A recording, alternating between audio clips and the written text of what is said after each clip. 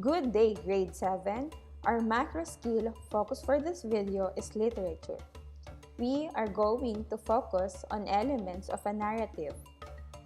These are our learning targets.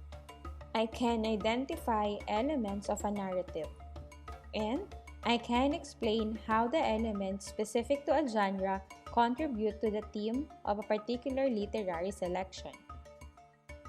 Literary texts are organized using different techniques of categorization.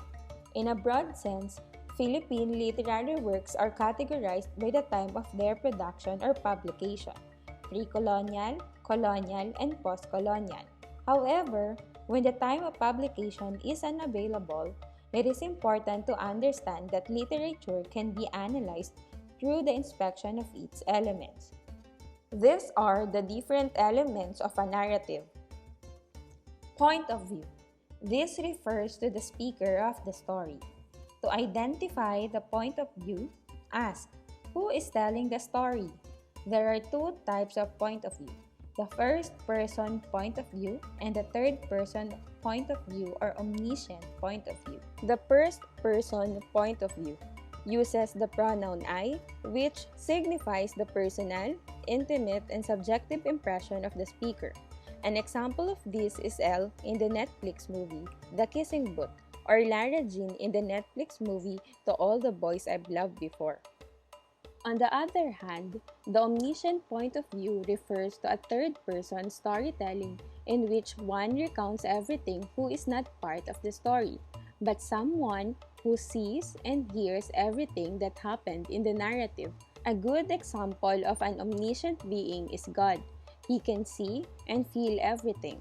But in a narrative, an example of this is Transit, a 2018 movie that is about a man attempting to escape occupied France, falls in love with the wife of a dead author whose identity he has assumed. The second element of the narrative is setting. It describes the time and place of the story. One particular understanding of setting is by looking at the local color pertaining to a specific lifestyle, practices, traditions, and speech expressions of a certain region. The next element is the characters. This pertains to the people or inanimate beings where the story revolves. Characters may take on different roles. The protagonist is the main entity or character in the story. An example of this is Lamang in the Ilocano epic Biag ni Lamang. Another role is the antagonist, which is the character whom the protagonist has a conflict with. This is the villain in the story. Example of these are the Igorots and crocodile that Lamang face in his adventures. This antagonist also set another element of the story, the conflict. This is the problem and tension between the characters and among various factors in the story. There are different types of conflict. Man versus man, where the protagonist has a problem with another person. Man versus nature, where the protagonist faces a problem with nature itself like typhoon, earthquake, or other natural phenomena. Man versus society, where the protagonist struggles to fit in a society or struggles with race and culture.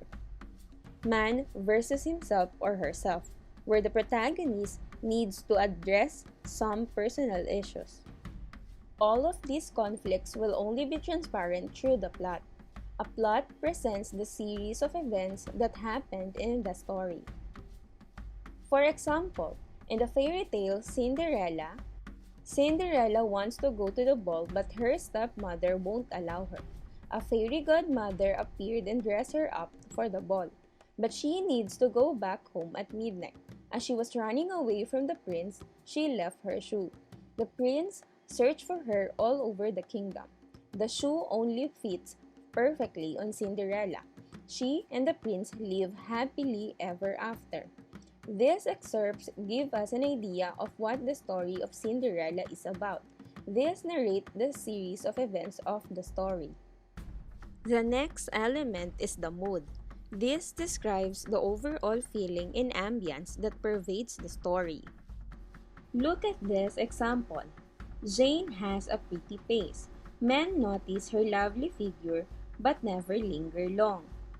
Jane has one big minus on her report card: bad breath. To identify the mood, describe the overall feeling that the author would want to convey. In this case, the author wants the reader to feel fear with having a bad breath because it is one big minus on one's personality. Tone, on the other hand, usually coincides with mood. This is the narrator's attitude towards his subject and audience. Look at this conversation between a father and his son. "We are going on a vacation," says the father. "That's great," replied the son. The tone of this conversation is cheerful as the narrator expresses the feeling of the text. Another example, the father said, "We have to cancel our vacation because of the community quarantine." The reply of the son is, "Oh, great! I can't wait to spend my vacation at home." In this conversation, the tone is sarcastic as the son expresses his disappointment about canceling the vacation. Second to the last element of the narrative that we are going to discuss is theme. This is the universal truth that guides the author in developing and binding all the elements in the story. This could be a positive or negative statement that depicts realities of life. For example, in the epic Diag ni Lamang, the universal truth that binds the other elements in the epic is bravery. The epic shows how Lamang bravely fought and succeeded over all of these triumphs. In the story of Tina, the theme is every action has its consequences. In this legend, Pinang was very lazy and thus was cursed to have 100 eyes, which caused the origin of the pineapple fruit. The universal truth that guides the author in developing and binding the elements of the story is the consequences of one's actions.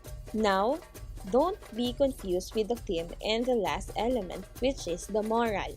It is different with the theme as the moral is the positive values that the reader may learn based on the experiences of the characters and the outcome of the story. For example, in the Pinoy movie Four Sisters and a Wedding, these are two morals of the story. First is that family is everything, and second is that every relationship should have room for forgiveness. As you have observed, a theme of the story should not preach or teach lesson, but the moral of the story should teach a lesson or a positive value. That's it for today's video on the elements of a narrative. Thanks for watching!